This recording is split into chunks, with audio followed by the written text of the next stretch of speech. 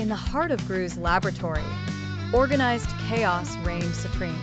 Gadget parts and chemistry sets lay strewn across the floor while the minions hustled about, working on their latest project, a transformation serum. Gru, ever the diligent villain-turned-doting father, was overseeing the experiment alongside his 3 adoptive daughters, Margot, Edith, and Agnes. Suddenly, a crash echoed through the lab, followed by a puff of neon-colored smoke. As the haze cleared, Gru's eyes widened in horror, and his jaw dropped. Where a baby, little James from the neighboring family, had been moments before, now stood, or rather scuttled, a cockroach. Instinctively, Margot screamed, "You turned my baby into a cockroach?" It took no time for the lab to dissolve into pandemonium. The minions, who were initially the culprit behind the mishap, scrambled to catch the cockroach, their tiny feet slipping and sliding over the scattered equipment.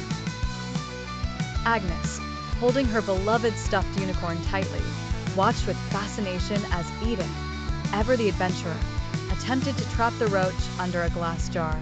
Gru grabbed a scientist's handbook and began frantically flipping through the pages, muttering, "There's got to be an antidote here somewhere."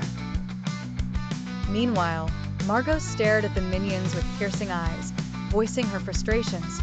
How could you let this happen? The minions, guilty faces turned upwards, squeaked apologetically, but it only led to more eye rolls from Margot. As Edith finally managed to capture the cockroach baby under the jar, the minions gathered around, some applauding while others quickly fetched a magnifying glass to observe the transformation up close. Gru, finding what he hoped was the right formula, concocted an antidote, a swirling blue potion that fizzed and popped ominously.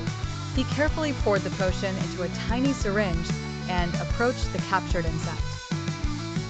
"Hold it steady," Gru instructed, his eyes stern but his hands betraying his worry. One quick jab and, hopefully, he drew closer, aimed, and injected the roach. As everyone held their breath, the roach visibly shuddered. For a moment, nothing seemed to happen, and then, in a flash of brilliant light, James was standing there once more, blinking in confusion and sucking his thumb. Between sighs of relief and lingering adrenaline, Gru flashed a grin at his daughters. "All's well that ends well, right?" Agnes rushed in to hug James, her unicorn jiggling in tandem with her excitement, while Edith gave a playful punch to one of the minions. Margot, on the other hand, gave Gru a knowing look. "Maybe next time, we should leave the science to the professionals."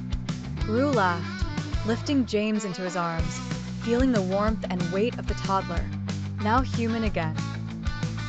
"Or perhaps," Gru mused, "we'll teach those professionals a thing or two about thinking outside the box." As the lab settled back into its usual rhythm, the minions were already eagerly discussing their next project, excitement renewed despite the recent debacle. Because in Gru's world, even the most outlandish mistakes could lead to unforgettable adventures brimming with laughter and love.